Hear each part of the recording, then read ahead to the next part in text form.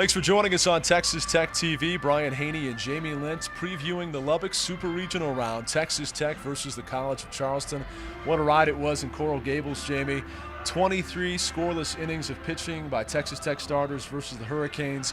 You hope they can duplicate that against a really good College of Charleston team whose strength is pitching, particularly with their freshman and sophomore starters. Yeah, without a doubt. When you look at the ERA that College of Charleston is going to bring in here, 2.78 as a combined unit, that's really impressive. And when you look at what the Red Raiders have been able to do throughout the season, they've had some games where they've been really good offensively, and they've had other games where they have struggled to hit elite pitching.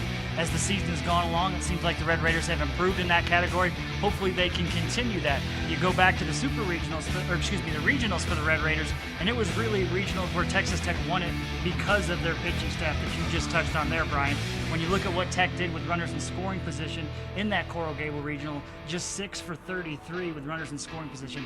A situation like this that they'll be facing this weekend against College of Charleston, you'll have to do a lot better job in that area. One thing that's certainly a positive, Tech 31-4 at home right here at Danlaw Field at Rip Griffin Park. That's an 89% home field winning percentage, and they hit so much better here at home. Eric Gutierrez, for example, a .386 hitter here in the friendly confines in Lubbock. Bryant Burleson, .333. Those are a couple of guys you'd like to see get going a little bit. Yeah, without a doubt. Those are two guys that you have relied upon to make huge plays and come up with big at-bats all season long. And those were two guys that got some of those key hits when you go back to the regional this past weekend, but at the same time didn't hit nearly what they have been throughout the season. So those are two guys you want to see pick up their game a little bit. And if Texas Tech's going to get it going offensively against this strong pitching unit of College of Charleston, those are two guys that you need to play a little bit bigger at the plate than they did this past weekend. Finally, home field advantage. We talk about it all the time at Jones AT&T Stadium or at United Spirit Arena. You don't hear about that factor as much in baseball.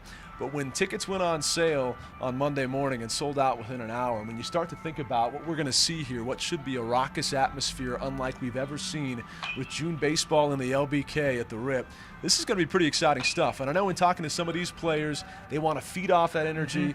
They want to be careful to not be overly amplified, but they're really proud of the fact that Red Raider Nation is already standing up in support in record numbers. And I think that's obviously a huge edge for Texas Tech. Without a doubt. They've played so well here at home this season, Brian. I think you'll see them be even more excited when you're talking about playing in front of the numbers that they're going to play in front of this weekend.